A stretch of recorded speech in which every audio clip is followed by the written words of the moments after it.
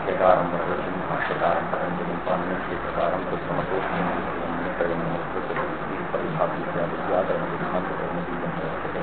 இப்ப தபரஸ்பத்காலத்து சூத்திரம் பார்த்துருக்கோம். சூத்திரம் முடிஞ்சிருக்கு. இப்ப அங்க ஒண்ணுன்னா பாணினி சூத்திரங்கள்ல பல இடங்கள்ல ஆத் ஈத் ஊத் இது மாதிரிலாம் பிரயோகமும் இருக்கு. அப்ப பிரத்திராதேசில் ஆத்துன்னு இருக்கு. ஈதூதே விவச்சனம் பிரதிருஷ்யம்ல ஈத்து ஊத்து ஏத்து அப்படின்னு இருக்கு. ஔதோம்சோன்னு இந்த மாதிரி பல சூத்திரங்கள்ல வந்து ஓத் இத்தியாதிகள்லாம் இருக்கு. ஏத் ஓத் இதெல்லாம் வந்து மாகேஸ்வர சூத்திரத்துல இருக்கு. அதாவது வந்து ஏகாரம் அங்க இருக்கு, ஏவோங்கிறது ஏகாரம் இருக்கு, ஓகாரம் இருக்கு. ஆகார ஈகாரங்கள்லாம் வந்து ஊகாரங்கள் சூத்திரத்துல இல்ல. ஐயோன்னு சஸ்பம் தானே இருக்கு. இது மாதிரி பல இடங்கள்ல வந்து தபரகரணம் இருக்கு. அந்த தபரகரணத்துடைய பலம் என்னன்னு இப்ப கேள்வி. அதாவது தீர்காதி சில ஆத்து ஈத் ஊத் இத்தியாதி இத்தியாதி தூ ந தபரசூத்திரஸ்ய உதாரணம் பாலமனோரமா. ஆத் ஈத் ஊத் இத்தியாதி தூ ந தபரசூத்திரஸ்ய உதாரணம். அந்த தபரகரணம் வந்து இந்த தபரஸ்பத்காலஸ்ய சூத்திரத்துக்கு அது உதாரணமா ஆகாது. உதாரணம் ஆகலன்னு சொன்னா ஏன் அங்க தபரம் பண்ணிருக்காரு பாணினி? ஆன்னு சொல்ல வேண்டியது தானே ஆத்து, ஈன்னு சொன்னா போதுமே ஈத்து, ஊன்னு சொன்னா போதுமே ஊத்துன்னு தபரகரணம் ஏன் பண்ணிருக்கார்? அதனுடைய பலம் என்ன? ரெண்டு விதமான பலன் இருக்குமோ அப்படின்னு சந்தேகப்படுறார். சந்தேகப்பட்டு அந்த ரெண்டு பலமும் கிடையாது. இந்த ரெண்டுத்து காட்டிலும் மூணாவது பலன் வரப்போறது இல்ல. ஏவம்ச அங்க வந்து தபரசூத்திரத்துக்கு அது உதாரணமாக ஆத் ஈத் ஊத்துன்றது தபரசூத்திரத்துக்கு உதாரணமாக எடுத்துக்க கூடாதுன்னு நிர்ணயம் பண்ண போறார்.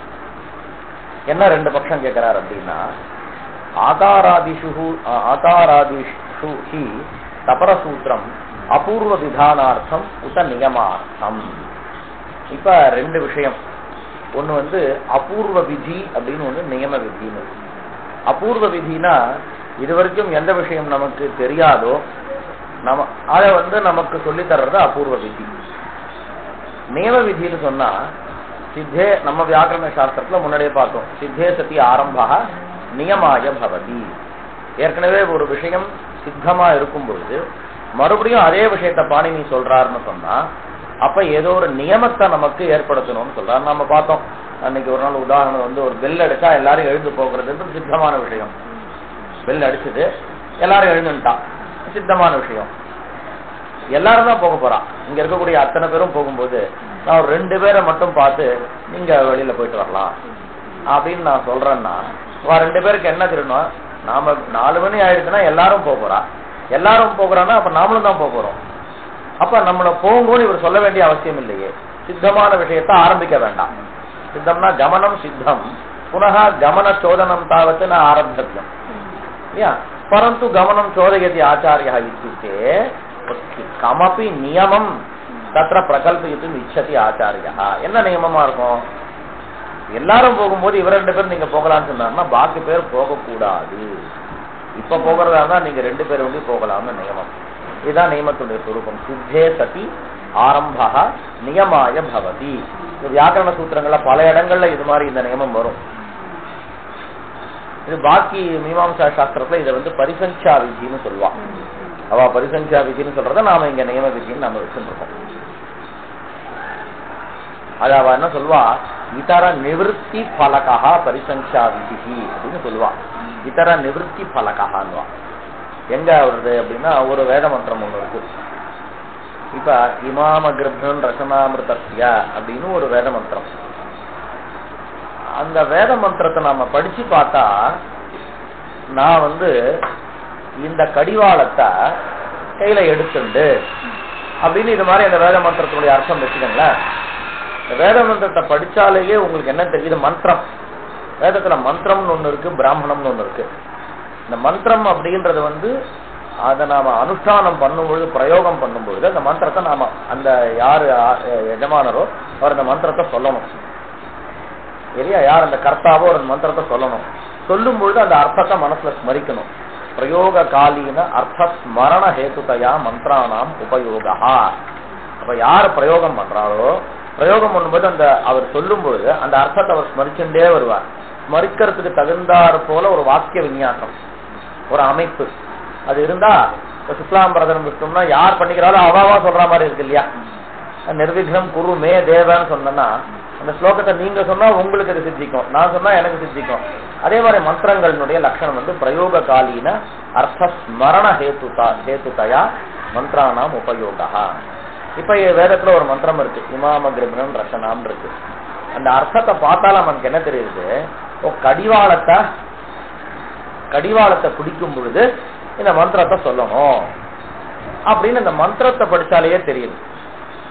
அதாவது என்ன கேள்வி வருதுன்னா, ஒரு மந்திரம் எந்த கிரியைக்கு அங்கம் அப்படின்னு அவளுக்கு விசாரம். இந்த மந்திரம் இந்த கிரியை பண்ணும்போது இந்த மந்திரத்தை சொல்லணும், இன்னொரு கிரியை சொல்லும் போது இந்த மந்திரத்தை சொல்லணும்.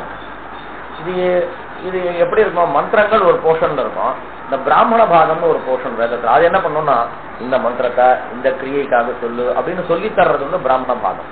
அது விதிக்கக்கூடிய பாகம் வந்து பிராமண பாகம். இப்ப இந்த வேத மந்திரத்தை நாம படிச்சாலேயே நமக்கு என்ன தெரியுதுன்னா, பிராமண பாகத்தையே விட்டுடுவா, இந்த மந்திர பாகத்தை படிச்சாலேயே நமக்கு என்ன தெரியும்னா, கடிவாளத்தை பிடிக்கும் பொழுது இந்த மந்திரத்தை சொல்லணும் அப்படின்னு அதை படிச்சு பார்த்தாலே தெரியுது.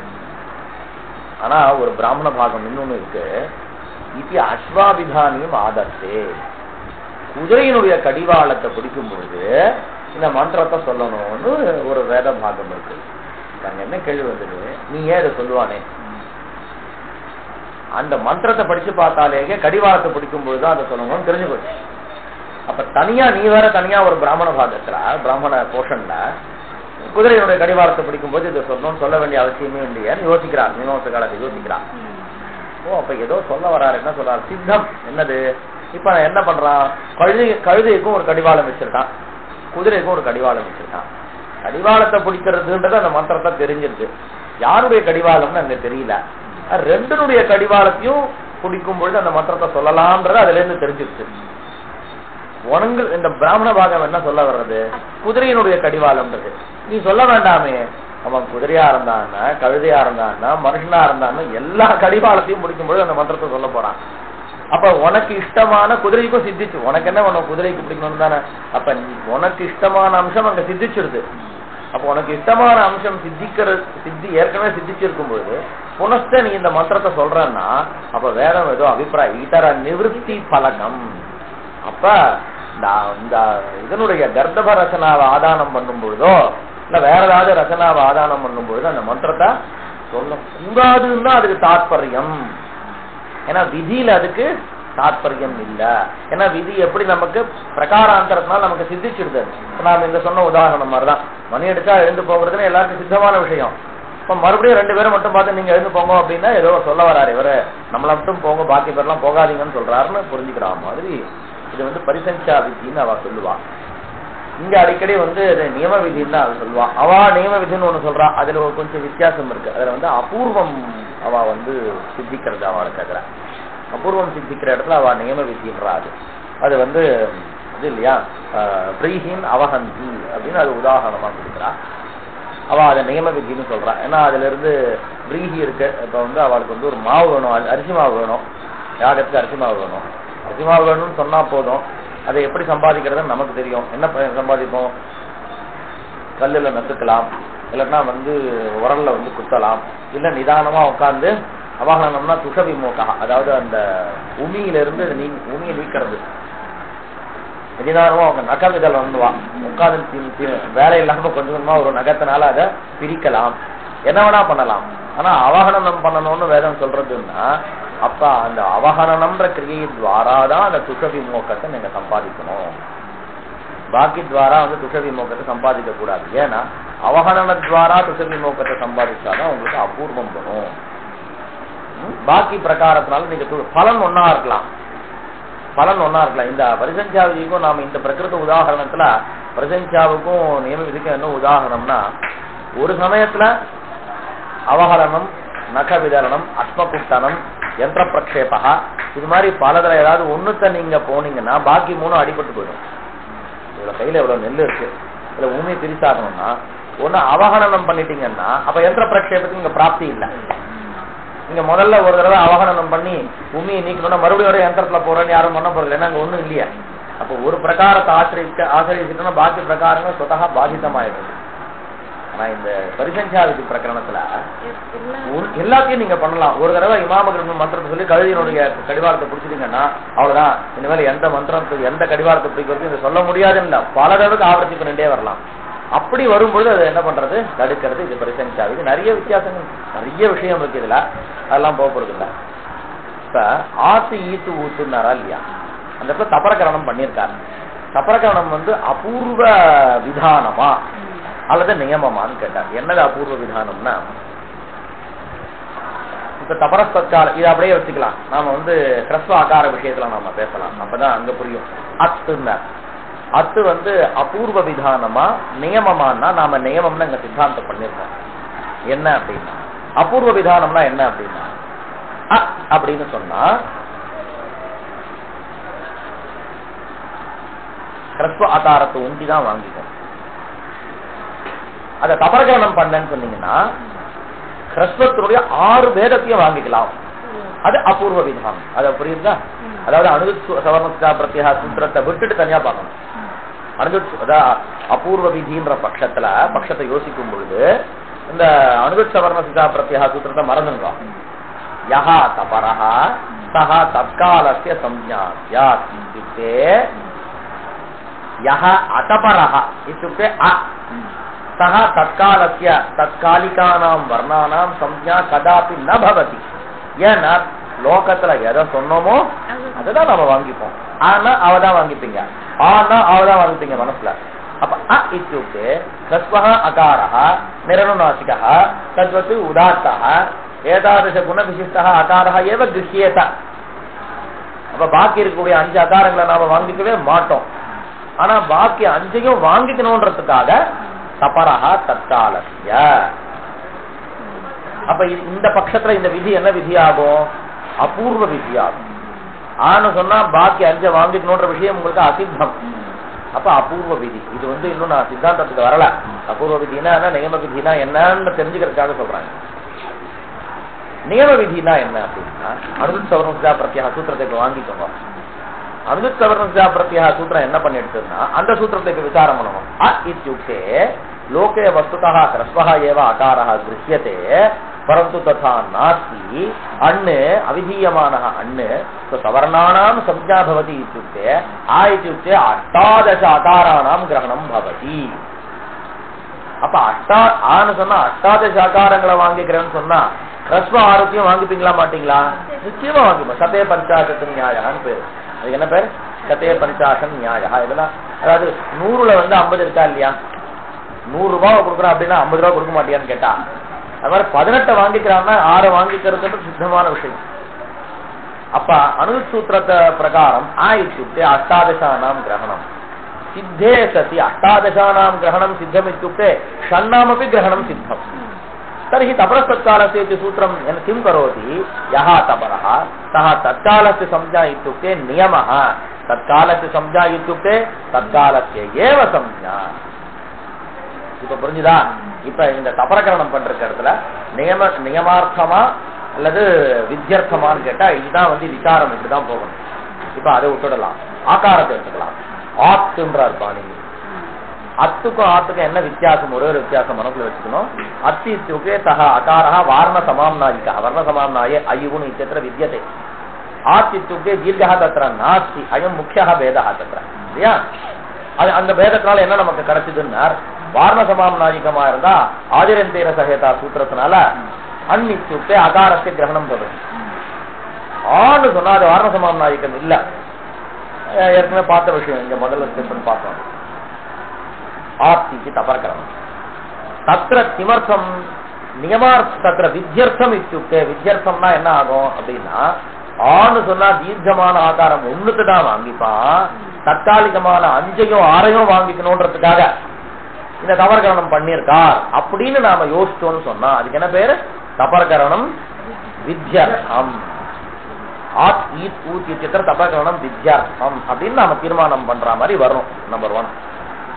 நியமார்த்தம்னு சொன்னா அனுசவதசுதா பிரத்யா சூத்திரத்தினாலேயே இத்யுக்தே அஷ்டாதச அகாராணாமபி கிரகணம் சித்தம். परन्तु तेषाम् 18 आकाराणां मध्ये षण्णामेव கிரகணம் தீர்கானாமேவ இது ததர்த்தம் தபரகரணம் அப்படின்னு ஒத்துக்கணும். இப்படி சொன்னா அது நியமார்த்தம். சரியா? இப்ப என்ன பட்சத்தை நாம ஆசிரியக்கிறதுன்னு கேட்கிறாரு. இப்ப ரெண்டுமே இல்லைன்னு தான் பதில் சொல்ல போறார். ஆகாராதிஷுஹி தபரகரணம் அபூர்வ விதானார்த்தம் உத நியமார்த்தம். கிடைச்சிருக்கா உங்களுக்கு அந்த இடம்? கீழே இருக்கு ஞாபகம். ஆத்யா என்னது? அபூர்வ விதி கிடையாது. அபூர்வ விதி இत्युक्ते ஆயுக்தே சர்வேஷாமபி தத் சமகாலிகானாம் ஷண்ணாம் கிரகணம் தான் அபூர்வம். அப்ப அபூர்வ விதி அப்படின்னு நாம ஒத்துக்க முடியாது. ஏன் அப்படின்னா அபரசூத்திரே கிரகணக சூத்திராத் அன் இதி அனுவிருத்தே. இப்ப நாம எதை பத்தி பார்த்துட்டு இருக்கோம்? தபரஸ்தற்காலசிய ஆத் அப்படின்றது ஒரு பிரயோகம். அந்த பிரயோகத்துல தபரஸ்தற்காலசிய சூத்திரம் பிரவர்த்திக்கும் நினைச்சுட்டு இருக்கான். அதை பிரவர்த்திச்சா என்ன பண்ணும்னா, பிரவர்த்திக்கிற பட்சத்துல அது அபூர்வ விதின்னு ஒத்துக்கலாமா அல்லது நியம விதின்னு ஒத்துக்கலாமா? இது அபூர்வ விதின்னு சொன்னா ஆனது என்ன பண்ணும்? சமகாலிகமான ஆறுக்கு சம்ஜாவா இருக்கும். ஏன்னா லோகத்துல அப்படி வராது. ஆனா அவ ஒண்டிதான் வாங்கிப்பீங்க இல்லையா? அப்படி ஒத்துக்கலாமா? கிடையாதுடா. இந்த சூத்திரத்துல அனுகத் சூத்திரத்துல அண்ணு அனுவர்த்திக்கிறது. அது ஏற்கனவே பார்த்து முடிச்சிட்டோம். அப்ப தபரஹா அண்ணு தற்காலத்தையேவ சம்ஜான சூத்திரத்துக்கு அர்த்தம். ஒருத்தர் தபரமா இருந்தா மட்டும் போராது, அவர் அண்ணாவும் இருக்கணும். அப்ப அண்ணா இருக்கக்கூடிய தபரம் தற்காலத்துக்கு சம்ஜாவா ஆகும் தான் சூத்திரத்துக்கு அர்த்தம். அபூர்வ விதின்னு பட்சத்துல கூட இந்த ஆவானது அண்ணு கிடையாது. மாஹேஸ்வர சூத்திரத்துல இல்லையா? ஏவம்சா யத்யபி அயம் தபரஹ ததாபி அனந்த்வாத் அபூர்வ விதி பக்ஷே அபி இதரேஷாம் ஷண்ணாம் தீர்கானாம் கிரகண சாமர்த்தியம் அஸ்ய நாஸ்தி அப்படின்னு சொல்லணும். ந ஆத்யா தபரசூத்திரே கிரகண சூத்திராத் அன்னித்ய அனுவிருத்தே தத்ர. சரி, அண்ணுனா என்ன? அடுத்து இப்ப தெரியாத மாதிரி கேட்கறான். அண்ணுனா ஆகாரமும் அண்ணுதானே அப்படின்னு நினைச்சு கேட்டான். இல்லப்பா, ஆகாரம் அண்ணு கிடையாது. அண்ணனுடைய வாச்சியம் ஹ்ரஸ்வாகாராதிகள் தான். அதனுடைய வாச்சியம் தான் ஆகாராதிகள் தான். ஏவம்ச நீ சொல்றது ரெண்டாவது ஸ்டேஜ், அதாவது ஆவ எடுத்து அதுக்கு வந்து அனுத்துவம் கிடையாது. தத்ர அந்நித்யஸ்ய உக்தரீத்யா வர்ண சமாம்னாய படித வர்ணமாத்திர பரத்வாத். அடுத்தது தபரசூத்திரே அன்கிரகண அனுவிருத்தி அபாவேபி. ஒண்ணு பண்ணலாமே. இப்ப நான் இவனுக்கு இந்த இப்ப என்ன ஆக்ரகம் அப்படின்னா அபூர்வ விதி ஆக்ரகம். இது அபூர்வ விதின்னு சாதிச்சு காமிக்கணும். இந்த தபரஸ்காலத்து சூத்திரத்துல அனுகத் சூத்திரத்துல அனுவர்த்திக்கவே தானே இந்த ஆகாரத்தை அண்ணுன்னு வாங்கிக்க முடியாத ஒரு கஷ்டம் வந்தது. அந்த அண்ணன் அனுவர்த்திக்க வேண்டாம், விட்டுலாமே. அப்ப யக்கோபி பவத்து, அது அண்ணாதான் இருக்கணும்ன்ற அவசியம் இல்ல. அன்வா பவத்து அனன்வா பவத்து எதி சஹா தபரஹ ததானிம் தற்காலத்தை சம்ஞா. அது புதுசா சொல்லலாமே. இப்ப இதானிம் ஆகாரஹ வித்யதே சஹா தபரஹ परंतु अन्नास्ति परंतु सोपि किम कुर्यात् समकालिकानाम संज्ञान சொல்லலாமே இல்லையா? இப்ப அந்த அனுவர்த்தியை கட் பண்ணிட்டு சொல்றான். தபரசூத்திரே அன்கிரகண அனுவர்த்தி அபாவே. ஓ ரைட், நீ சொல்றது நல்ல விஷயம். ஆனா இதுக்கு இந்த சூத்திரம் ஆரம்பிக்க வேண்டாம்னா ஏன் அப்படின்னா, இப்ப ஜாதி பட்சத்துல ஜாதி பட்சம் வியக்தி பட்சம்னு ரெண்டு, அது சொல்லிருக்கணும் முதல்ல சொல்லலையா? ஜாதி பட்சம்னா ஒரு ஒரு பதத்தையோ ஏதோ உச்சாரணம் பண்றோம். நீங்க வியக்தின்னு சொன்னா ஒருத்தரை மட்டும் வாங்கிக்கணும். ஜாத்தின்னு சொன்னா அந்த ஜாத்தியை வாங்கிட்டு அந்த ஜாதி விசிஷ்டமான எல்லா வியக்தியும் வாங்கிக்கணும். இப்ப உதாரணம் பாருங்களேன். இப்ப கடமானய, இப்ப பிராதிபதிக்கு ரெண்டுத்துல சக்தி, நிறைய சக்தி இருக்கு பிராதிபதிக்கு. பிராதிபதிக்கு ஜாத்தியில சக்தி வியக்தியில சக்தின்னு ரெண்டு பக்கத்தை பேசலாமே. இப்ப கட்டான்னு ஒரு பிராதிபதிக்கம், ஒரு சப்தம்னு வச்சுக்கோங்க பிராதிபதிக்கம். அதனுடைய அர்த்தம் என்னன்னா கடத்துவம் அர்த்தம். கடத்துவம்ன்றது ஜாதி. அப்ப சில பேர் என்ன பண்ணா பிராதிபதிக்கு ஜாதி தான் வாச்சியம், அதனுடைய அதுலதான் அர்த்தம் இருக்குன்னு சொன்னா. சில பேர் அது இல்ல வியக்தி தான் அர்த்தம்னு சொன்னா. சில பேர் ஜாதி விசிஷ்டமான வியக்தின்னு சொன்னா. நாம என்ன பண்ணிட்டு இருக்கோம் தெரியுமா? வாஸ்தவமா எந்தெந்த இடத்துல எது உச்சிதமோ அந்த இடத்துல அதை வாங்கிப்போம். அதான் நம்ம பண்ணிட்டு இருக்கோம். இப்ப உதாரணம் பாருங்க. கடே ஜலமானயன்னு சொல்றாங்க. இந்த இடத்துல நீங்க ஜாதி பட்சத்தை வேணா கடமானய வச்சுக்கோங்க. கடமானய கடத்துக்கு ஜாதி தான் அர்த்தம்னா கடத்துவம் அப்படின்னா கம்பு பிரிவாதி மத்துவம் அதாவது அதோட கழுத்து இருக்கணும், வயிறு இப்படி இருக்கணும், இப்படிலாம் இருக்கக்கூடிய ஒரு தன்மைக்கு கடத்துவம்னு பேரு. இப்ப கடமானையன்ற இடத்துல அந்த பிராத்திபதிகத்தினால நீங்க கடத்தை ஜாதி வாழ்ந்துட்டு இருக்கீங்கன்னு வச்சுக்கோங்க. அப்ப இந்த காரியம் நடக்கவே நடக்காது. ஏன்னா கட வியக்தியை கொண்டு வரலாமே தவிர கடத்துவ ஜாதியை தனியா கொண்டு வர முடியாது. அப்ப பிராத்திபதிகத்துக்கு ஜாதியில சக்தி நீங்க ஒத்துக்க சரியா? அப்ப இந்த இடத்துல என்ன பண்ணுவோம், வியக்தியில சக்தின்னு ஒத்துக்கோங்க. கடமானையன கட வியக்தியை கொண்டு வா, சரியா? வேற இடம் எடுத்துக்கோங்க. நான் பிராமணம் ஹன்யான்னு இருக்கு. பிராமணனை கொல்லக்கூடாது, அடிக்கக்கூடாது, ஏதோ இருக்கு. அப்ப அங்க பிராமண சப்தத்தினால நீங்க பிராமண வியக்தியை வாங்கிக்கோங்க. கடமானைய மாதிரி பிராமண வியக்தியை வாங்கிக்கோங்க. பிராமண வியக்தியை வாங்கிட்டா என்ன அப்படின்னா ஒண்ணு சௌகரியம் தான், நிறைய சௌகரியம் கிடையாது, ஒரே ஒரு சௌகரியம் தான் வரும். அப்ப பிராமணம் ஏகவசனம் இருக்கா? அப்ப ஒரு பிராமணனை கொல்லக்கூடாது.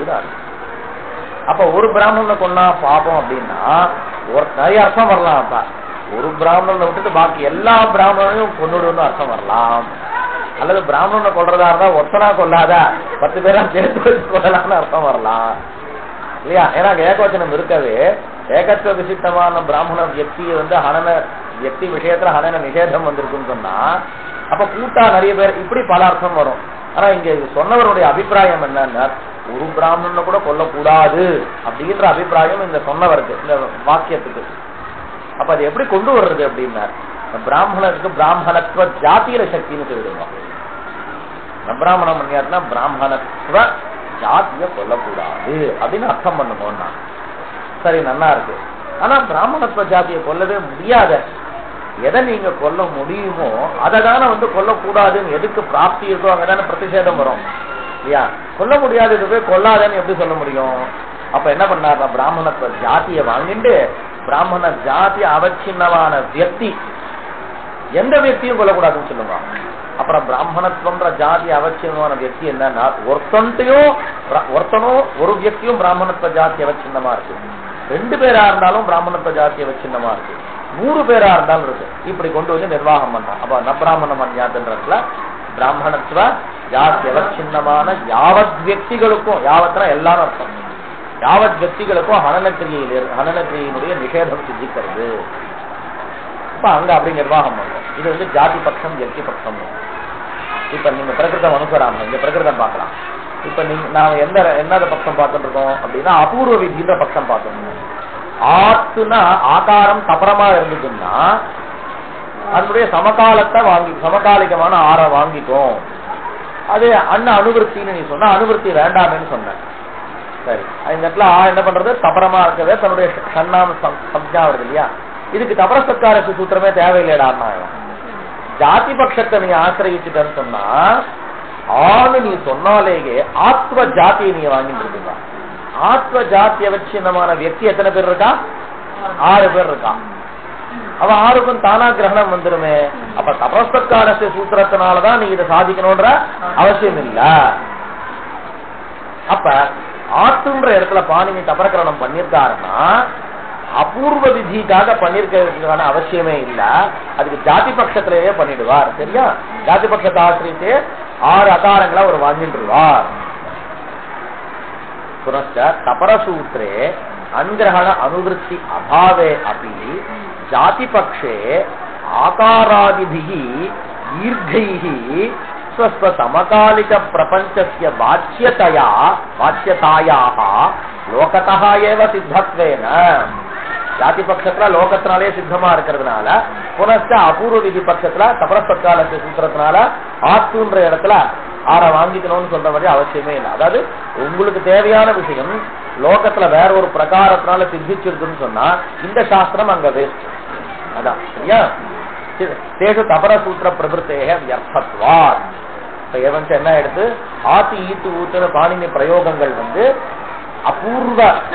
அபூர்வமான, அதே அபூர்வம்னா உங்களுக்கு இது வரைக்கும் அஜ்ஞாத்தம்னு அர்த்தம். அபூர்வம்னா அஜ்ஞாத்தம், இதப்பூர்வம் அஜ்ஞாத்தம்ன்றது அபூர்வம். அபூர்வமான ஒரு விஷயத்தை சொல்றதுக்காக தான் தபரகிரகணம் பண்ணிருக்காருன்றது தப்பு. சரியா? அடுத்தது 2வது பட்சம் என்ன? நியமார்த்தம். நியமார்த்தம்னா என்ன? நியமார்த்தம் ஏற்கனவே சொல்லிட்டோம். நியமார்த்தம்ன்ற பட்சத்துல அனுபத்தவரா பிரத்யா சூத்திரத்தினாலேயே ஆயுத்துக்கு அஷ்டாதசானாமபி கிரகணம் சித்தம். அஷ்டாதசானாமபி கிரகணே சித்தே ஷண்ணாம் கிரகணம் இத்துக்தே நியமார்த்தம் ஷண்ணாமேவ. அது நியமஸ்வரூபம். அந்த அந்த அந்த வார்த்தையை சொன்னாலேயே அந்த கான்செப்ட் நமக்கு ஞாபகம் வந்துடும். அந்த அளவுக்கு நாம வந்து அதை சரி போட்டு வச்சுக்கணும். இல்லைன்னா ஒரு சொல்றதுக்கு சமமா இருக்கும் அது. அப்ப வந்து நியம பட்சம் எடுத்துக்கலாம்னா தித்தீயா உத்தரீத்யா கிரகணக சூத்திரஸ்ய வார்ண சமாம்னாதிக வர்ண மாத்திர விஷயத்தையா உத்தரீத்யா. இப்ப நியம பட்சத்துல அனுஜித் சூத்திரம் வந்ததுக்கு அப்புறம் தான் தபரசத்காலத்து சூத்திரம் வரும். நியம பட்சத்துல அண்ணு தன்னுடைய சவர்ணம்னு சொன்னா நீங்க லட்சியத்துல வச்சிருக்க உதாரணம்னா ஆத்து வச்சுட்டு இருக்கீங்க. ஆத்து அப்ப கிரகணக சாஸ்திரம் எங்க பிரவர்த்திக்கும்? வார்ண சமாம்னாதிகமான வர்ணங்கள், அதாவது வர்ண சமாம்னாதியே பவாக வார்ண சமாம்னாதிகாக தேஷாம் தேஷு வர்ணேஷு ஏவ தத் சூத்திரம் பிரவர்த்ததே. பிரகிருத்தே ஆகாரா வார்ண சமாம்னாதிகா நாஸ்தி. அந்த இடத்துல இந்த முதல் சூத்திரமே வரலன்னா ரெண்டாவது சூத்திரம் எங்க வரப்போகுது இல்லையா? அப்ப அண் சவர்ணானாம் சம்ஜாயித்து ஆகாரா அந்யேவ நாஸ்தி. ஏவஞ்ச ஆகாரஸ்ய சவர்ண கிரகண சாமர்த்தியமேவ நாஸ்தி இல்லையா? அப்ப வந்து இதுக்கு வந்து முதல்தே வரலன்னா அப்ப இது நியமத்துவம்ன்றது இந்த விஷயத்துல வராது. உத்தரீத்யா கிரகணக சூத்திரஸ்ய வார்ண சமாம்னாதிக வர்ண மாத்திர விஷயத்தையா ஆகாராதிஷு அகாராதிஷு ஆகார ஈகார ஊகாரேஷு தஸ்ய அப்படின்னா அது கிரகணக சூத்திரஸ்ய பிரவருத்தி அசம்பவேன தபர சூத்திரஸ்ய. அப்ப முதல் சூத்திரமே வரலன்னா தபர சூத்திரஸ்ய தேஷு அசத்கால வியாவிருத்தி பலக தன் நியமனார்த்தத்வ அனுபபத்தே. அதாவது தபர சூத்திரம் கதம் விஜயத்தேன்னா அத்தத்கால வியாவிருத்தி பலக தன் நியமனார்த்தம் மனசுல வாங்கிக்கணும். தபர சூத்திரம் கதம் விஜயத்தே அத்தத்கால, அதாவது ஆமா எப்படி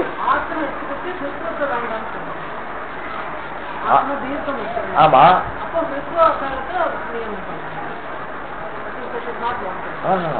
நியமம்னாலே இப்ப நான் நியமம்னு நீங்க சொல்ற இடத்துல ஏற்கனவே இப்படி வாங்கிக்கணும். நம்ம லோகத்துல இருக்கக்கூடிய நியமம் அப்படின்னா சாதாரண ரூல்ஸ் அண்ட் ரெகுலேஷன்ஸ் அது மாதிரிலாம் அது மாதிரி இதெல்லாம் வந்திருக்கும். நமக்கு அப்படி வாங்க கூடாது. நியமம்னாலே ஏற்கனவே ஒரு சாஸ்திரம் வந்து இங்க பிரவர்த்திச்சிருக்கணும், ஒரு பலன் ஏற்கனவே இருக்கும். அதாவது சதே பஞ்சாசத் மாதிரி 18 கிரகணம் சித்திக்கணும். 18 கிரகணமும் சித்தமா இருக்கணும். சித்தமா இருக்கும் பொழுது 6 கிரகணம் பண்ணுங்கோன்னு சொல்றோம். அதாவது அனுஜித் சூத்திரம் என்ன பண்றது? 18 கிரகணம் பண்ணுங்கோ அப்படின்னு சொல்றது. தபரஸ்தக்காரத்து சூத்திரம் 6 கிரகணம் பண்ணுங்கோ அப்படின்றது. அப்ப ரெண்டும் கிளாஸ் ஆகுறது. 18 கிரகணம் பண்ணலாம்னா 6 கிரகணம் பண்றதுன்னு சித்தமா இருக்கு. அப்ப இந்த சூத்திரம் அர்த்தம்னு கேள்வி வருது. எது சூத்திரம்? தபரஸ்தக்காலத்திய. அப்பதான் நியமார்த்தம், அது நியமம். அப்ப சித்தே சதி அஷ்டாதசானாமபி கிரகணே சித்தே ஷண்ணாம் கிரகணம் கர்த்தவியம் இது யதா உச்யதே தேன ஞாப்யதே ஷண்ணாமேவ கிரகணம் கர்த்தவியம் இதரேஷாம் கிரகணம் ந கர்த்தவியம் சொல்றீங்க. ஆனா சொன்னா 18 கிரகணம் சித்தமா இருக்கு. அந்த ஆவுக்கு பின்னாடி நீ எதை ஜோடிச்சாலும் அது ஆதானே. அப்ப ஆவுக்கு பின்னாடி தூ போட்டீங்க அத்துன்னு சொல்றீங்க, ஆவுக்கு பின்னாடி நீ போடுறீங்க அண்ணுன்னு சொல்றீங்க. ஏதோ ஒண்ணு அதான் சாஸ்திரத்துல இல்ல, நானா சும்மா கல்பனையா சொல்றேன். அது ஆவுக்கு பின்னாடி தப்பரகரணம் பண்ணி அத்துன்னு சொல்றோம், ஆவுக்கு பின்னாடி நீ போயிட்டா அண்ணுன்றீங்க அச்சுன்றீங்க. என்னவா இருந்தாலும் ஆதானே. அப்ப ஆவுக்கு 18 கிரகணம் பண்றதுக்கு சாமர்த்தியம் இருக்குன்னா தனியா இருக்கும் போதே 18 கிரகணம் பண்றதுன்னா அத்து தப்பரகரணம் இருந்தாலும் இல்லாட்டினாலும் 18 நிச்சயமா கிரகணம் பண்ணும். ஆனா என்ன சொல்றாரு? இது தப்பரமா இருந்தா ஷண்ணாம் சம்ஜான்னா அத்தபரமா இருக்கும்போதே ஷண்ணாம் சம்ஜ ஷண்ணாம் கிம் அஷ்டாதசானாம் சம்ஜான் இருக்கும்போது ஷண்ணாம் சம்ஜானுக்கு கிமர்த்தம் நியூனதையா உச்சதேன்னு கேள்வி வருது. அப்ப வருது ஓஹோ அப்ப நியமனம் பண்றாரு. எங்க நியமனம்ன்றது இதர நிவൃத்தி. அப்ப பாக்கி 12 நீ கிரகணம் பண்ண கூடாதுன்னு தாற்பயம் அங்க, சரியா? அப்ப அந்த நியமம் இப்ப சொல்லுங்க. நீங்க நீங்க நீங்க அந்த சென்ஸ்ல சொல்ல வந்தீங்களா? இல்ல அதான் நியமம்னா பரவாயில்ல, தப்பு ஒண்ணும் இல்ல. இங்க நியமம் இங்க நியமம்னா வந்து நம்ம லோகத்துல நியம சப்தம் ஒரு மாதிரி யூஸ் பண்ணிட்டு இருக்கோம். நியமமா இருக்கா ஜெனரல் ரூல்ஸ் கொண்டு இருக்கோம். இங்க ஜெனரலா ரூல்ஸுக்கெல்லாம் நியமங்கள் அப்படிலாம் சொல்றோம். இங்க அப்படி அந்த சென்ஸ் யூஸ் பண்ணல. இவா வந்து ஏற்கனவே ஒரு விஷயம் சித்தமா இருக்கும்போது புனஸ்தத்துடைய ஏகதேசத்தை சொல்றான். சித்தமான விஷயத்துல ஏகதேசத்தை சொல்லும் பொழுது ஏன்னா இது சத்தே பஞ்சாபிஸ்மன் 100 ரூபாய் கொடுக்குறேன்றான், நீ 50 ரூபாய் கொடு 50 ரூபாய் கொடுன்றியா அப்படின்னா பாக்கி 50 ரூபாய் வேணான்னு தாற்பயம் ஆகணும். நம்ம லௌகிக்கமா வச்சுக்கலாம். 100 ரூபாய் கொடுக்குறான், இப்ப 100 ரூபாய் சித்தம்னா 50 ரூபாய் நிச்சயமா சித்தம். ஆனா கேட்கறவன் எனக்கு 50 கொடு 50 கொடுன்னு கேட்கறான். அவனுக்கும் அந்த ரூபாவுடைய வேல்யூ தெரியும். 100 ரூபாய்க்குள்ள 50 ரூபாய் இருக்குன்னு இவனுக்கும் தெரியும். ஆனா திருப்பி 50 கொடு 50 கொடுன்றான். அப்ப இவனுடைய தாற்பயம் என்னவா இருக்கும்? பேலன்ஸா இருக்கக்கூடிய 50 எனக்கு. இதுதான் நியமம். சரியா? அப்ப இந்த நியம சூத்திரம் நீங்க பிரகிருதத்தை ஆத்து சொல்லணும்னா இந்த ஆகாரத்துக்கு இது அண்ணு வர்ணசமாம்னாதிக்கமாக இது இல்லாததுனால இதை பொறுத்தவரெல்லாம் 18 அகாரத்தை கிரகணம் பண்றதுன்ற சாமர்த்தியமே இல்ல. அப்படி இருந்தா தானே 6 கிரகணம் பண்றதுன்ற நியமம் வரும். 6 கிரகணம் பண்ணோம் 12 கிரகணம் பண்ண கூடாதுன்ற நியமம் வரும். அப்ப எனக்கு நியம சூத்திரத்தும் வராது. ஒரு தடவை படிக்கிறேன். உக்தரீத்யா கிரகணக சூத்திரஸ்ய வார்ண சமாம்னாதிக வர்ணமாத்திர விஷயத்தையா ஒரு ஹேத்து ஆகாராதிஷு தஸ்ய பிரவృత్తి அசம்பவேன கிம் காரணம்? ஆகாரஸ்ய வார்ண சமாம்னாதிகத்வ அபாவாத். ஆகாரஸ்ய வார்ண சமாம்னாதிகத்வ அபாவாத் ஆகாராதிஷு தஸ்ய இத்யுக்தே கஸ்ய கிரகணக சாஸ்திரஸ்ய பிரவృత్తి அசம்பவேன ஒரு ஹேத்து. தபர சூத்திரஸ்ய அப்ப முதல் சூத்திரம் முடிஞ்சாச்சு. இரண்டாவது தபரஸ்காரஸ்ய தபர சூத்திரஸ்ய தேஷு தேஷுனா கேஷு ஆகாராதிஷு தபர சூத்திரம் என்ன பண்ணும்னா அதற்கால வியாவிருத்தி பண்றதுதான் தபர சூத்திரத்தினுடைய. நாம என்ன நினைச்சுட்டு இருக்கோம்? தபர சூத்திரம் தற்காலத்துக்கு சம்ஜாவா இருக்கும்ன்ற விஷயத்த விதிக்கும் நினைச்சுட்டு இருக்கோம். 100 ரூபாய் கொடுக்கும் பொழுது இவன் 50 ரூபாய் கேட்கறான்னா இவன் 50 ரூபாய் கேட்கறான்னா லோக்கம் நினைச்சுட்டு இருக்கோம். பாக்கி 50 ரூபாய் அவன் வேண்டான்னு சொல்றான். அதுதான் அங்க வாசம். நாம அந்த திருஷ்டியில பாக்கணும். அப்ப தபர தற்கால சூத்திரம் தற்காலத்தை கிரகணம் பண்றத ஒன்னும் அது விதிக்கல, அதற்காலத்தை வியாவிருத்தி பண்றதுதான் அதனுடைய பலம். அப்படி வாங்கிட்டா இன்னும் நல்லா புரிஞ்சிடும். அப்ப தபர சூத்திரத்திய தேஷு கேஷு ஆகாராதிஷு அதற்கால வியாவிருத்தி பலக தன் நியமார்த்தத்துவம் நபவதி. என்ன வச்சுக்கோ, 100 ரூபாய் நான் 100 ரூபாய் கொடுக்கறேன் அப்படின்றது சித்தமா இருந்தாதானே நீ 50 ரூபாய் வேணான்னு சொல்றதுக்கு. நான் உன்னை பொறுத்தவரை 100 ரூபாய் கொடுக்கறதுக்கு சித்தமாவே இல்லை. இவங்களை பொறுத்தவரை 100 ரூபாய் காமிச்சேன், உங்கள்கிட்ட நான் காண்பிக்கவே இல்லை. அதாவது அனுஜத் சூத்திரம் கிரஸ்வ அகார விகார உகாரங்களை பார்த்து 100 ரூபாய் நோட்டை நோட்டுறது. நீ நீட்டுறதுன்னா தீர்க்கமான ஆகாரங்கள் எனக்கு வேண்டாம் 50 போதும்னா ஒன்றை நான் காண்பிக்கவே இல்லையா. ஆகாராதி விஷயே அனுஜத் சூத்திரம் நைவ பிரவர்த்ததே.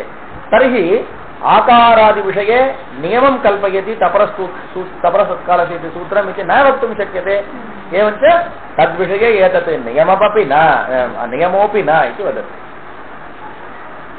तेषु अतत्कालव्यावृत्तिफलकतन्नियमनार्थत्व अनुपपत्तेः ஏன்னா அனுபவத்தின்னா தேசத்தியாரம்பஸ்யைவ நியமார்த்தத்வாத். ஏன்னா நியமம்னாலே இதுதான். एवं च किम दीर्घादि आति ईतु ऊतु விஷயத்துல தபரகரணம் இல்லையா, தபரகரணம் நியமார்த்தம்னு சொல்ல முடியாது, அபூர்வ வித்யர்த்தம்னு சொல்ல முடியாது, ரெண்டும் இல்ல. இப்ப எதுக்காக ஏவம் ஆத் ஈத் இத்தியாதி தபரகரணம் அசந்தேகார்த்தமேவா. எங்கடா சொல்லியிருக்கார்? விருத்திர் ஆதைச்சின்னார். ஆதைச்சின்னும் பொழுது இப்ப நீங்க அந்த டூ எடுத்துட்டு பாருங்க, அப்பதான் தெரியும். ஆ ஐச்சின்னு இருக்கும். ஆ ஐச்சின்னு இருந்தா இந்த ஆவும் ஐயும் சேர்ந்து புனஸ்ட விருத்திரேச்சி வந்துருக்குன்னா விருத்திஹி ஐச்சுன்னு வரும். ஐச்சுன்னு சொல்லிடுச்சுன்னா பாணினி அதுக்குள்ளுக்குள்ள ஆகாரத்தையும் ஐச்சியும் நாட்சலோ சூத்திரத்தை சொன்ன மாதிரி ஆகாரத்தை அச்சு ஆச்சுன்னு ஆகாரத்தை பிரஸ்லேஷம் பண்ணிருக்காரா பண்ணலையான்னு வியாக்கியானம் பண்ண வேண்டி இருக்கும், கஷ்டம். என்கிட்ட சந்தேக நிவர்த்தியர்த்தம் ஒரு தகாரம் போட்டு ஆதைச்சதை ஒட்டாம இருக்காரு. ரெண்டு பலம், ஆகார விஷயத்துல அசந்தேகார்த்தம், ஐத் விஷயத்துல தபகரணம். ஐத் விஷயத்துல தாத்பரகா தபரகான்னு எடுத்துட்டு ஐச்சுக்கே ஷண்ணாமேவ சம்ஞா, அது ஒரு லாபம். அதே குணகா சூத்திரம் எடுத்துக்கோங்க, அங்க அத்து அது வர்ணசமாம்நாதிக்கம் வார்ணசமாம்நாதிக்கம். தத் விஷயத்துல தகா பரஹா யஸ்மா தகா தாதிருஷ தபரத்துவம் அப்படி வித்தியதே. தாத்பரகா தபரகா ரெண்டும் ஈதுதேத்யோச்சனம் பிரகிருஷ்யம் சூத்திரத்துல ஈத்து ஊத்து ஏத்துனா அதுக்கு வாரணசமாம்நாதிக்கம் இல்ல, அசந்தேகார்த்தம். அங்க சேரும் எல்லாம் ஒன்னும் மெர்ஜாயிடும், பிரதிஷ்டமா இருக்குன்னு சொன்னா சொரூபம் மாறிட்டுனா என்ன இருக்குன்னு நமக்கு தெரியாம போயிடும் அப்படின்னு இந்த பலனீத்தி ஆஸ்தாம் தாவது ததேவம் விருத்தஹ பிரத்யாகார பிரபஞ்சா. இது மாதிரியே பிரத்யாகாரங்கள் மொத்தத்தையும் நான் விவரணம் பண்ணிட்டேன். விருத்தஹ விவருத்தஹ இत्यर्थः. கிரகணக சாஸ்திர பிரபஞ்சம். கிரகணக சாஸ்திரம் அனுபவிச்சு சூத்திரம். பிரத்யாகாரம் வந்து ஆதிரந்தேன சகேதா. தத் சித்தமான பலன் ஆதிரந்தேன சகேதா சூத்திரத்தினால கிடைச்சிருக்கூடிய ரிசல்ட் வந்து பிரத்யாகாரம். கிரகணக சாஸ்திரம்ன்றது அண்ணு அனுபவிச்சவரம் பிரத்யாகாரம் முடிஞ்சு போச்சு. இதானி சம்ஞாந்தராணி விதாத்தியன்னு விருத்தி சம்ஞாம் தாவத்து ஆஹ. சம்ஞாந்தராணி விதாத்தியன்னு தத்ர அந்யாக சம்ஞாக விதாத்தும் இஷ்யமானசன்னு வாக்கிய சம்ஞாவளியும் நாம வந்து விதிக்கலாம்னு ஆசைப்பட்டு முதல்ல விருத்தி சம்ஞாவை விதிக்கிறார். விருத்திராதை மேல பார்க்கலாமா? விருத்திராதை விருத்தி ஆத் ஐச் இது திரிபதம். ஆத் ஐச் விருத்தி சம்ஞா ஸ்யாத். ஆத் இत्युक्ते ஆகாரः. ஐச் ஐச் ஐச் இत्युक्ते ஐ ஔச் இது. ஆத் ஐச் விருத்தி சம்ஞா ஸ்யாத். மூலத்தை அப்படியே படிச்சிடலாம், அப்புறம் வியாக்கியானம் பார்க்கலாம். இதானிம் வியாக்கியா. यद्यपि पाणिनीय अष्टाध्याय्याम् इदम् आदिमं सूत्रं तथापि न इदम् आदौ उपन्यस्तम्. अष्टाध्याय्यां वृद्धिरादेश इति प्रथमं सूत्रं, तथापि कौमुद्यां प्रथमं तत् न व्याख्यातम्. न इदम् आदौ उपन्यस्तम्. अस्य सूत्रस्य सपरकरणेन प्रत्याहारगर्भितत्वेन च ग्रहणकशास्त्र नियमार्थ सपरसूत्र प्रत्याहारसूत्र प्रवृत्ति उत्तर प्रवृत्तिकतया प्रत्याहार शास्त्र ग्रहणक शास्त्र प्रपंच निरूपणात् प्राक उपन्यास अनर्हत्वात् அது போட்டுட்டார். ஆனா அவர் போட்டார்னா பாணினி வேற காரணம். நாம படிக்கும் பொழுது ஆட் ஐச்சுன்னும் பொழுது தபரகரணம் இருக்கு. அப்ப தபரகரணம்னா என்னன்னு தெரிஞ்சுக்கணும்னா நீங்க தபஸ்தற்காலத்து சூத்திரம் படிக்கணும். அவர் ஐச்சுன்னு பிரத்யாகாரம் பண்ணியிருக்கார். அப்ப பிரத்யாகாரம் என்னன்னு தெரிஞ்சா ஆதிரந்தேன சகிதா சூத்திரம் படிக்கணும். ஆதிரந்தேன சகிதா சூத்திரம் படிக்கணும், ஹலந்தியம் சூத்திரம் படிக்கணும். இதெல்லாம் பாணினி முதல்ல படிச்சாலும் கூட நீங்க அதை படிக்கணும்னா இந்த அம்சங்கள்லாம் உங்களுக்கு தேவை அப்படின்றதுனால இது முதல்ல வியாக்கியானம் பண்றதுக்கு உச்சிதமா இல்லைன்னு மனசுல நினைச்சிட்டு இதை அபேட்சிக்கக்கூடிய சூத்திரத்தெல்லாம் முதல்ல வியாக்கியானம் பண்ணிட்டு அதுக்கப்புறம் இதை வியாக்கியானம் பண்ணியிருக்கார். அப்புறம் நல்லா சொல்றாரு. இப்ப நீங்க கவனிங்க. அஸ்ய சூத்திரஸ்ய தபரகரணேன ஒண்ணு प्रत्याहार गर्भितत्वेन च प्रत्याहार गर्भितम प्रत्याहारात्मकः ऐच्छिक प्रत्याहारात्मकः ग्रहणक शास्त्र ग्रहण शास्त्र में अनुष्ठवत नियमार्थ तपर सूत्र नियमार्थ तपर सूत्रम तपरस्तत्कालस्य न तु विध्यर्थम नियमार्थ तपर सूत्र प्रत्याहार सूत्र प्रत्याहार आदरन्तेन एतेषां सूत्राणां प्रवृत्ति उत्तरमेव प्रवृत्तिः उत्तर प्रवृत्तिकम विद्यते इदं सूत्रम प्रवृत्तिः अस्य अस्ति इति प्रवृत्तिकम प्रवृत्तिकता तया प्रवृत्तिकतया एवं च किं करोति प्रत्याहार शास्त्र ग्रहणक शास्त्र प्रपंच निरूपणात् प्राक् அந்த ரெண்டு பிரபஞ்சனா அதோட கூட்டம்னு அர்த்தம். அதை நிரூபணம் பண்றதுக்கு முன்னாடி உபன்யாச அனர்ஹத்வம் இதுக்கு உபன்யாச அனர்ஹத்வாத் ஹேதோஹோ இதம் சூத்திரம் பிரதமம் ந பிரபஞ்சிதம். तदनन्तरं तच सूत्रकृता अयमेव पाठक्रमः कुतः नाद्रियते கேட்டான். பட்டோஜி பண்றது கிரமம் நல்லா இருக்கு. சூத்திரக்காரரும் அதே மாதிரி முதல்ல இருந்து ஹலந்தியம் ஆதிரந்தேன சகேதா எல்லாம் போட்டுக்கலாமே. அவர் மட்டும் ஏன்னா இதே கேள்விதானே அவருக்கும் வரும். அவர் மட்டும் ஏன் பண்ணாருன்னு நச்சவாச்சியம் இல்ல அப்படி கேட்காது பாருங்க. स्वतंत्रेच्छस्य महर्षेः नियन्तुम् अशक्यत्वात्. அது स्वतंत्रेच्छர் அவருடைய இச்சா வந்து சுதந்திரமா இருக்கு. ஆனா சுதந்திரா इच्छा यस्य सः स्वतंत्रेच्छः स्वतंत्रेच्छस्य महर्षेः तादृश महर्षिः एवं च नियन्तुम् अशक्यः सः. அதை விட இன்னொரு ஹேது என்னன்னா அவர் என்ன பண்ணாருன்னா சுலபமா படிக்கணும்னு நினைச்சார். சுலபத்துக்கு ஒரே ஒரு வழி அனுவருத்தி. அப்ப என்ன பண்ணா தன் சாஸ்திரத்துல அனுவருத்தி கிளேசம் இல்லாம அனுவருத்தி சௌகரியம் வருமோ அதை நினைச்சு போட்டாரு இல்லையா. இப்ப விருத்தி ராதே அதே குண இகோ குண விருத்தி சூத்திரம் எடுத்துக்கோங்க. இகோ குண விருத்தி சூத்திரம் படிக்கிறோமே. ஆமா இகோ குண விருத்தி இருக்கா.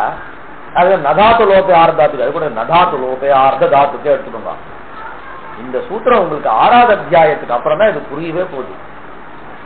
தாத்துவனுடைய லோபம் எங்க வர்றது, அங்க வந்தா அங்க வந்து குணமோ விருத்தியோ வராதுன்னு நிஷேதம் பண்ற சூத்திரம். ந தாத்து லோபே 4வது சூத்திரம். விருத்திராதேச அதே குணா எகோ குண விருத்தி நதாத்து லோபே. இந்த நிஷேதம் எப்ப வரும்? விதி வந்ததுக்கு அப்புறம். குண விதி எங்க தெரியுமா வருது? உங்களுக்கு புகந்தளவு சார்வதாத்துக்கு ஆர்த்த தாத்துக்கு ஆறாவது அத்தியாயத்துல வரப்போகுது. ஆனா அவர் என்ன பண்ணாரு? அவரை பொறுத்தவரையில இந்த சூத்திரத்துல 2 வார்த்தை தேவை. ந தாத்து லோபே ஆர்த்த தாத்துக்கு சித்திர தாத் அவயவலோப நிமித்தக்கே ஆர்த்த தாத்துக்கே பரே குணவிருத்தி நஸ்தா. குணமும் விருத்தியும் வராது. அந்த குணவிருத்தின்ற பதம் இங்க முன்னாடி இருக்கு. எங்க இருக்க? இப்போ குணவிருத்தி. அவர் பதத்தை ஜாஸ்தி பிரயோகம் பண்ணாம பிரயோகம் பண்றக்கூடிய பதத்தை வச்சுட்டே உத்தர சூத்திரத்துல எப்படி அனுப்பிருக்கு அது அப்படி யோசிச்சுட்டு இருக்காரு. அதனால என்ன பண்ணாருன்னா சுதந்திர இச்சர் மட்டும் இல்ல, அது சௌகரியம்ன்றதுக்காக அப்படி பண்ணார். அதை வச்சுதான் பண்ணாரு. அதனாலதான் பண்ணாரு. ஏன்னா அந்த 2 பதத்துக்காக திரிபாதி. ஆமா, அது இண்டிபெண்டா அனுவிருத்தி எல்லாத்துலயும் உண்டு. அனுவிருத்தி இல்ல, அனுவிருத்தினா முன் பதங்கள்ல இருந்து முன் சூத்திரத்துல பின் சூத்திரம் அனுவிருத்திக்கு இருக்குல்ல, அது எல்லாத்துலயும் வரும். சமயத்துல உங்களுக்கு தேவைன்னா உங்களுக்கு திரிபாதியில கூட வரும் இதனுடைய அனுவிருத்தி. அப்படி எதுவும் இருக்கு இல்ல. சில சூத்திரங்கள் அங்கிருந்து இங்க எடுத்துப்போம், அது மாதிரிலாம் உண்டு. இப்ப இங்க எடுத்துக்கு 3வது சூத்திரம் எடுத்துங்களேன். இப்ப விருத்தி ராதேசில விருத்திகின்ற பதம் இருக்கு.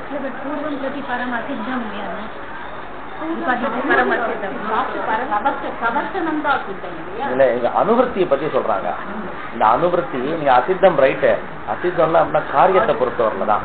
இப்ப நீங்க ஒரு காரியம் பண்ணும்பொழுது பரசாஸ்திரத்தினால ஒரு காரியத்தை நீங்க பண்ணிட்டீங்க. லட்சியம்ன்றது ஒரு லட்சியம் தனியா வச்சுக்கணும். லட்சணம்னு இந்த அஷ்டாத்தியாயி மனசுல வச்சுக்கோங்க. ஒரு லட்சியத்துல காரியம் பண்றதுக்கு இந்த லட்சணம் போய் காரியத்தை உங்களுக்கு பண்ணி எடுத்துட்டு வந்துடும். அப்படி மனசுல வச்சுக்கோங்க, இப்பதான் புரியும். இப்ப சுதி உபாசியான்றது லட்சியம். இக்கோ எனச்சியோ இதெல்லாம் பாக்கி ஸ்தானேந்திரமா இதெல்லாம் லட்சணங்கள். உங்க லட்சியத்துக்கு தேவையான இந்த காரியத்தை பண்ணிட்டு இப்படி வந்துடும். அப்ப இந்த லட்சண சாஸ்திரத்தை நீங்க 2ஆ பிரிச்சுட்டு இருக்கீங்க. என்னது? சபாத சப்தாத்தியாயி திரிபாதின்னு. ஒரு காரியம் திரிபாதியினால ஒரு காரியத்தை பண்ணி முடிச்சுட்டு இந்த திரிபாதி சூத்திரம் வந்துருச்சு. அங்க லட்சியத்துல ஒரு மாறுதல் வந்திருக்கு. சமைக்கிற மாதிரி ஒரு ஸ்டெப்பா வச்சுக்கலையா? முதல்ல ஒரு தாளிச்சு போட்டுறோம், இல்ல உப்பு போடுறோம், இல்ல எண்ணெய் விடுறோம் அப்படின்னா எல்லாமே ஒரே சமயத்துல பண்றது இல்லையா? ஒரு குறிப்பிட்ட பாக்கம் வரும்பொழுது உப்பு போடுறோம், ஒரு குறிப்பிட்ட பாக்கம் வரும்பொழுது தாளிச்சு கொட்டுறோம் இல்லையா? அதே மாதிரி ஒரு குறிப்பிட்ட ஸ்டேஜ்ல முதல் சூத்திரம் வருது. அப்ப சொரூபம் மாறுறது. அங்க சொரூபம் மாறுறதுக்கு அப்புறம் பூர்வசாஸ்திரம் வரும். அந்த சொரூபம் மாறின சொரூபத்தை வச்சுட்டு பூர்வசாஸ்திரம் வருமானு கேள்வி வந்தது. அப்ப அந்த மாறின சொரூபம் பரசாஸ்திரத்தினால ஏற்பட்டதா இருந்ததுன்னு சொன்னா, பூர்வசாஸ்திரம் வந்ததுன்னு சொன்னா பரசாஸ்திரம் பின்னாடி வந்துடும். அப்ப அந்த காரியம் அந்த மிருகதிருஷ்ணிகா மாதிரி இன்னும் உதாரணம் பார்த்தோம். அன்னைக்கு ஏதோ உதாரணம் பார்த்தோமே பூர்வத்ரா சித்தத்துக்கு மய உன்னோவா பார்த்தோமா? இந்த இடம் வச்சுக்கோங்களேன். நம்ம பிரசித்தம் இப்ப அக்னயே இதம் நமமா இருக்கு. அக்னயே இதம் ஏகாரம் எகாரோத்தர ஏகாரம் ஏதோ. இப்ப அது லட்சியம் இருக்கு. அக்னயே இதம் அப்படின்னு லட்சியம் இருக்கு. ஏதோ எவாயவா சூத்திரம் பாக்குறது. ஏச்சிருக்கா அச்சிருக்கா இது போறது. போனோம்னா அயாதேசம் அக்னயு இதம் முடிஞ்சு போச்சு. இது வந்துருக்கு ஒரு பாக்கம். இப்ப அக்னயேன்றது வேற மாதிரி ஸ்வரூபம் மாறி இருக்கு. அக்னயு இதம்னு லோபசாக்கல்யசே பரசாஸ்திரம். அது என்ன பண்றது? தாம் பிரவர்த்திக்கிற நிமித்தம் இருக்கு இல்லையா? அவர்ண பூர்வயோகோ பதாந்தயோகோ இல்லையா? இப்ப வந்தோம்னா யகாரத்துக்கு லோபம் பண்றது. லோபம் பண்ணோம்னா அக்னய அக்னயு இருக்கு இல்லையா? அக்ன இதம் நமம. அக்னயே தானே சொன்னா. இப்ப அக்னயே தானே. அக்னயேனா அக்னயே அக்னயு இதம். அக்னயு இதம் எது? ஏதோ யவாயவா. யகார லோபம் வந்ததுக்கு அப்புறம் அக்னய இதம். இப்ப பாக்கத்துல சமையல்ல ஒரு ஸ்டேஜ் வேற மாதிரி மாறி இருக்கு. இப்ப ஆத்மகா பாக்குறது. அகாரத்தினுடைய அச்சு இருந்தா குணம் வரும்ல. அக்னயான் போது அகாரத்துல ஆ இருக்கு ஈ இருக்கு. அப்ப நான் குணம் பண்ணலாமான்னு இது வர்றது. இப்ப பரசாஸ்திரம் பண்ண காரியத்தை வாபஸ் வாங்கிக்கிறது. வாபஸ் வாங்கிட்டுன்னு சொன்னா அக்னயு ஆயிடும். அப்ப ஆத்மகா வராது. பாணினி என்ன சொல்ல வராருங்க அப்படின்னு கேட்டா, பரசாஸ்திரம் வந்துருக்குன்னு சொன்னா அதோட வேலையை முடிச்சுக்கூடா. இப்ப நமக்கு இந்த மேஜிக் காமிச்சு என்ன பிரயோஜனம்? இது வருது அது வருதுன்னா கடைசியில அக்னயா இதம் நமதான் சித்திக்குமே தவிர அதுக்கப்புறம் ததனந்திரம் ஆத்குணா குணம் வராதுன்றது நமக்கு பாணினி சொல்றார். இப்ப நீங்க அனுவருத்தி கட்டிங்க இல்லையா? அனுவருத்தி வரும்போது இது சாஸ்திரத்துக்கு அவளுக்குள்ள நடக்கிற விஷயம். அது இது லட்சியத்தை பொறுத்தவரையில இல்ல. அந்த சாஸ்திரத்துக்கு திரிபாதி அந்த பூர்வஸ்மின் சாஸ்திரே கர்த்தவ்யே பூர்வஸ்மின் சாஸ்திரே கர்த்தவ்யே பரமசாஸ்திரம் அசித்தம். அப்ப நீங்க காரியம் பண்ணல, நீங்க உங்களுக்குள்ள அரேஞ்ச் பண்ணிக்கிறீங்க. நம்ம அந்த அரேஞ்ச்மெண்ட்ல தாராளமாக வரலான்ட்ட. அதுக்கு இன்னும் கூட திரிபாதியில இருக்கக்கூடிய சில சூத்திரத்தை மனசுல வச்சுட்டு வைபாதிகமான சில காரியத்தை வச்சுன்னு பூர்வ சாஸ்திரத்துல வேற அது காரியம் பண்றார். அப்படி இல்லாம இவாள் கொண்டு உண்டு. அத சமயம் வரும்போது சொல்றேன். அதனால அனுவருத்தியை பொறுத்தவரை இல்ல. ததனந்தம் இதானே விருத்தி ஆதைத்தி வித்தியதைகள தத்ர ஆச்சு ஆத்துச்ச ஐச்சுச்ச இது சமாஹார துவந்த்வஹ. ஆத்துச்ச ஐச்சுச்ச ஆத்து ஐச்சு ததானி द्वन्द्वात् चुद शहान्तात् इति समासान्तस्तु न अत एव निर्देशात् समासान्त विधेः अनित्यत्वात्. இப்ப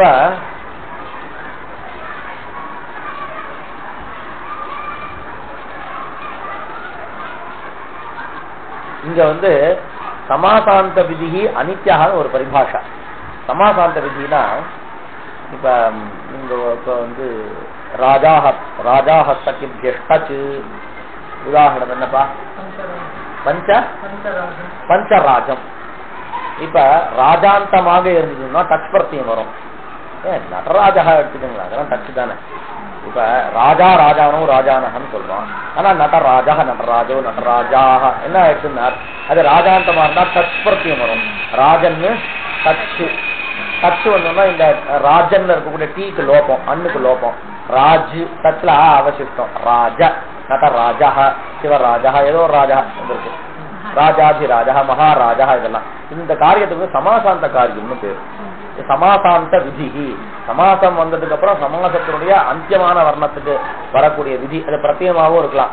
வந்திருக்கிறது சமாசாந்த விதின்னு பேரு.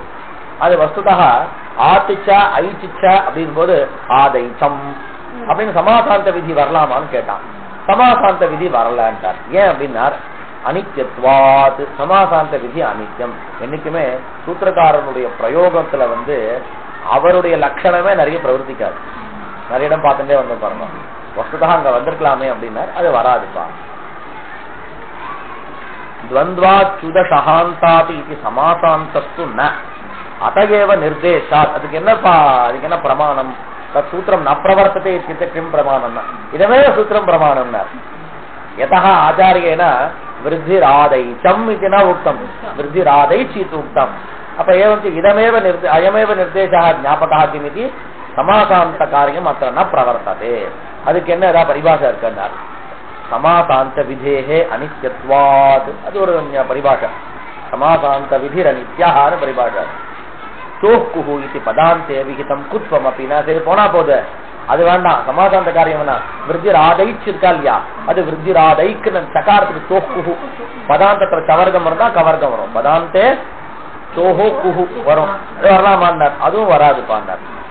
குத்வம் அப்படின்னா அதுக்கு என்ன காரணம்? அயஸ்மயாதி சந்தசி இது பத்வாத்துன்னார்.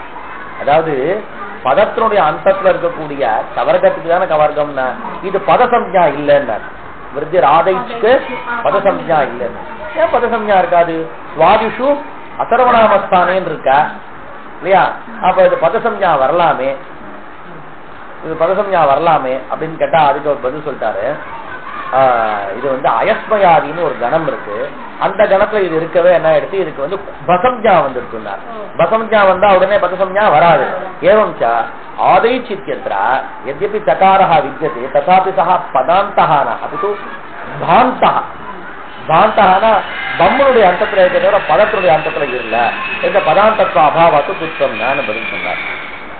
அயஸ்மயாதின்னு சந்தசி இது பத்வாத். ரெண்டுத்தையும் சமாளிச்சுட்டார். சமாசாந்த விதி இல்லைன்றதுக்கும் காரணம் சொல்லிட்டாரு. இப்ப நாம என்ன பண்ணிட்டு இருக்கோம்னா சூத்திரத்துடைய அர்த்தத்தை படிக்கல, சூத்திரத்தையே படிச்சுட்டு இருக்கோம், சூத்திர ஸ்வரூபத்தை படிச்சுட்டு இருக்கோம். விருத்திராதை ஜலேங்குண இது சம்ஹிதா பாட பக்ஷேது சகாரஸ்ய ஜலாந்த சோந்தி இது பதாந்த விதம் ஜஸ்வம் து பவத்யேவ உபய சம்ஞானபி சந்தசி திருஷ்யந்தே இது வசனாத் சந்தோவத் சூத்ராணி பவந்தி இது சாந்தச விதீனாம் சூத்ரேஷ்வபி பிரவருத்தே. இது இன்னொரு விஷயம். இந்த அஷ்டாத்தியாயி இருக்கும் இல்லையா, இதுக்கு ரெண்டு விதமான பாடம் இருக்கு. நாமெல்லாம் படிச்சுட்டு இருக்கிறது வாக்கிய பாடம் மாதிரி படிச்சுட்டு இருக்கோம். அதாவது விருத்திராதை தனி சூத்திரம். இன்னொரு ஒரு விஷயம் தெரிஞ்சுக்கோங்க. சூத்திரம்னா நாம என்ன நினைச்சுட்டு இருக்கோம், விருத்திராதேச்சு ஒரு சூத்திரம், அதே குணா ஒரு சூத்திரம், திகோ குண விருத்தி ஒரு சூத்திரம் இருக்கு இல்லையா. சித்தாந்த பட்சத்துல அப்படி இல்ல. விருத்திராதேச்சு ஆரம்பிச்சீங்கன்னா அப்புறம் மொத்தமா சேர்த்து ஒரே சூத்திரம்.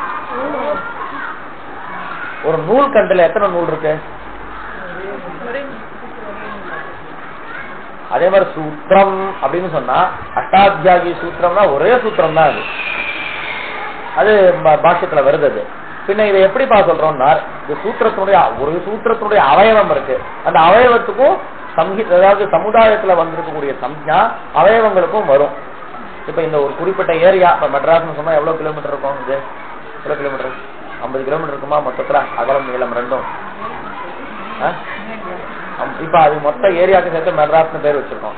ஆனா இந்த இடத்துக்கு என்ன பேரு? இல்ல இது மெட்ராஸ் சொல்லலாம் இல்லையா, அதனால மெட்ராஸ் போர்னு போடுறோம். அப்ப இதுவும் மெட்ராஸ் தானே. அப்ப இல்ல மெட்ராஸ்ல மயிலாப்பூர் ரைட்டு. சரி, மயிலாப்பூர்ல இது என்னது? இது காலேஜ்னு சொல்றீங்க. இப்ப காலேஜ்னு சொல்றீங்க, இது வேணா கடைசி இருக்கு என்னோட கிளாஸ் ரூம்னு வச்சுக்கோங்க. கிளாஸ் ரூம்னா இது மொத்தமா தானே கிளாஸ் ரூம், இதுவும் தானே கிளாஸ் ரூம். அங்க என்ன நீங்க பதில் சொல்ல முடியும்னா, சமுதாயத்துக்கு வந்திருக்கக்கூடிய பேர் அவயவத்துக்கும் உண்டு இல்லையா. அப்ப அதே மாதிரி மொத்த சமுதாயத்துக்கு வந்திருக்கக்கூடிய என்ன சம்ஞா, சூத்திர சம்ஞாவானது அவயவமாகிய விருத்திராதேச்சுக்கும் உண்டு அப்படின்னு சமாதானம் பண்ணார். அப்ப நாமெல்லாம் வஸ்துக்காக இதனுடைய பேர் என்ன தெரியுமா? யோகான்னு பேர். விருத்திராதேச்சு யோகா, அதே குணா யோகா, யோகே யோகே உபதிஷ்டதே என்றார். சூத்திரே சூத்திரன்னு சொல்லல, அதனால யோகா. அப்புறம் நாம சூத்திரம்னு சொல்றது சமுதாயத்தை பேர அவதரிக்கணும். இது ஒரு இன்னொரு விஷயம் என்னன்னா, இது மொத்தமா சேர்த்து சம்ஹிதா பாடம்னு ஒண்ணு இருக்கு. சம்ஹிதா பாடம்னா விருத்திராதை ஜதேங் குணா அப்படின்னு ஸ்லோகமா ஒரு காலத்துல படிச்சிருந்தாலாம். எனக்கு அந்த ஸ்லோக சூத்திர பாடம் போயிடுச்சு. ஆனா அந்த சம்ஹிதா பாட பட்சத்துல விருத்திராதை தனி வாக்கியம், அதே குணா தனி வாக்கியம் கிடையாது, ரெண்டும் சேர்த்து சந்தி பண்ணிருக்கோம். வேற வேற வாக்கியமா இருந்தாலும் சந்தி வந்திருக்காங்க. அப்ப அந்த பட்சத்துல எப்படி சொல்ற? விருத்திராதை ஜதேங் குணான்னு சொல்றோம். அங்க ஜஸ்தம் வந்திருக்கு. ஜஸ்தம் எப்ப வரும்? பதசம்ஞா இருந்தாதான் ஜஸ்தம் வரும்.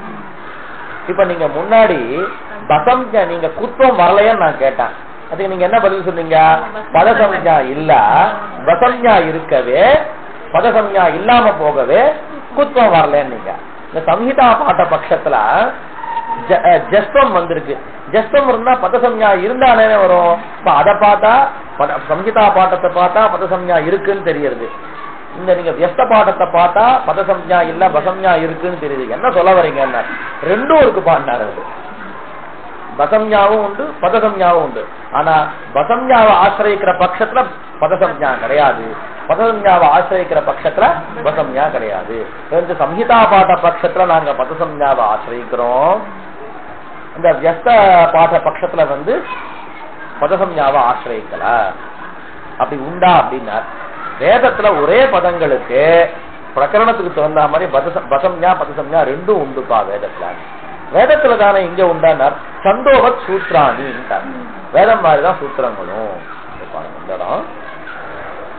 விருத்திராதை ரஜேங்குணா இது சம்ஹிதா பாட பக்ஷே சகாரஸ்ய ஜலாம் ஜசோந்தே இதி பதாந்தே விஹிதம் ஜஸ்வம் து பவத்யேவ. கிம் காரணம்? உபய சம்ஞான்யபி ಛಂದசி திருஷ்யந்தே. ಛಂದசி பதானி கதம் திருஷ்யந்தே? உபய சம்ஞகானி திருஷ்யந்தே, சம்ஞானி திருஷ்யந்தே இதி வசனாத். ಛಂದோவத் சூத்ராணி பவந்தி இதி ಛಾಂದಸ விதீனாம் சூத்ரேஷு அபி பிரவருத்தே. அப்ப வேதத்துக்கு சொன்ன லட்சணங்கள்லாம் பாணினி சூத்திரத்துக்கும் அப்ளை ஆகும்.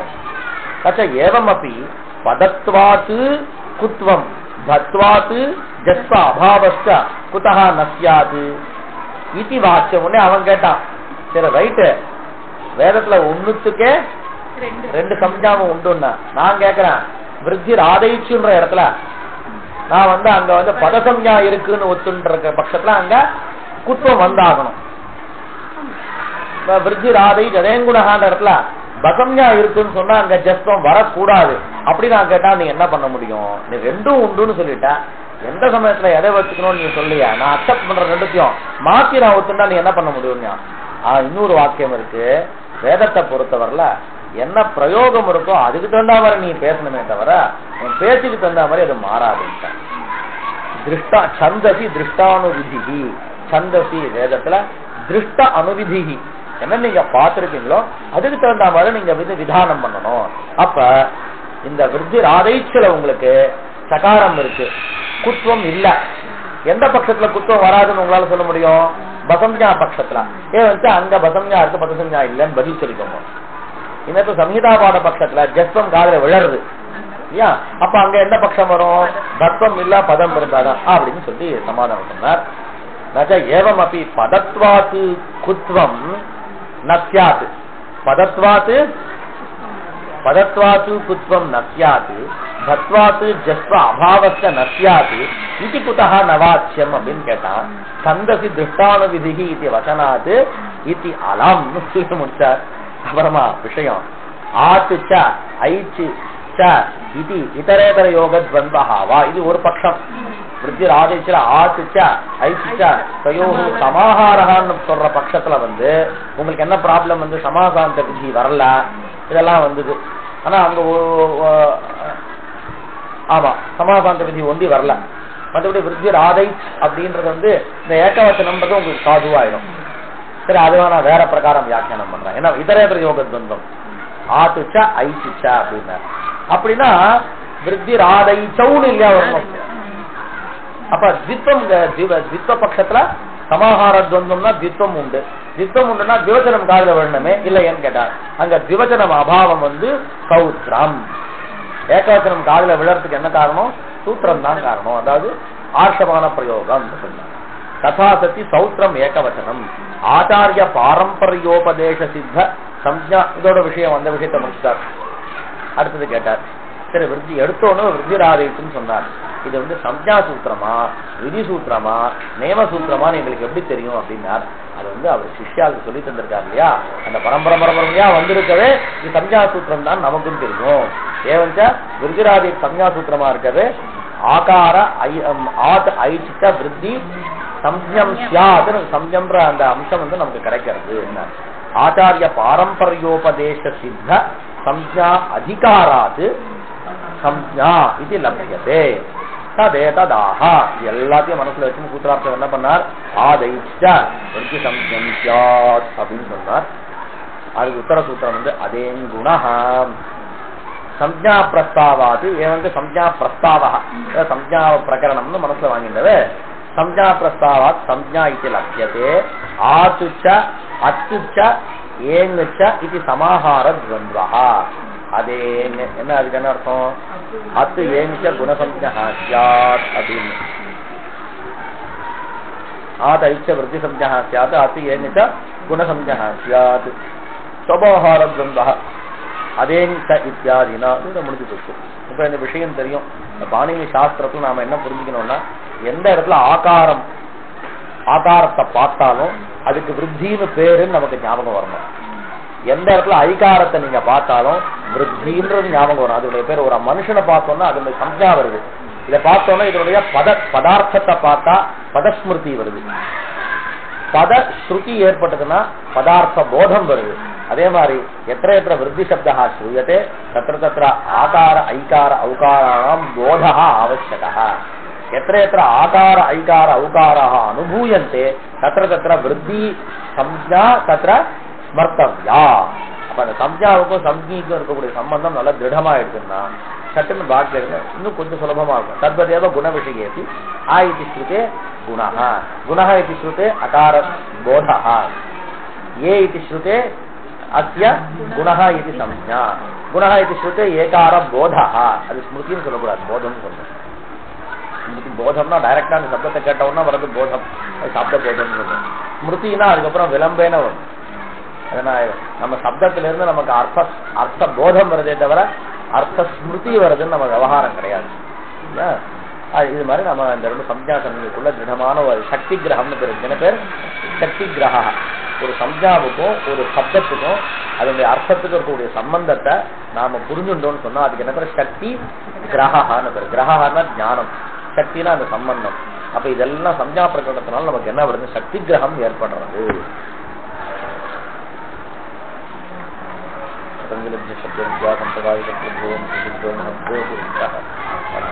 भाष्यकार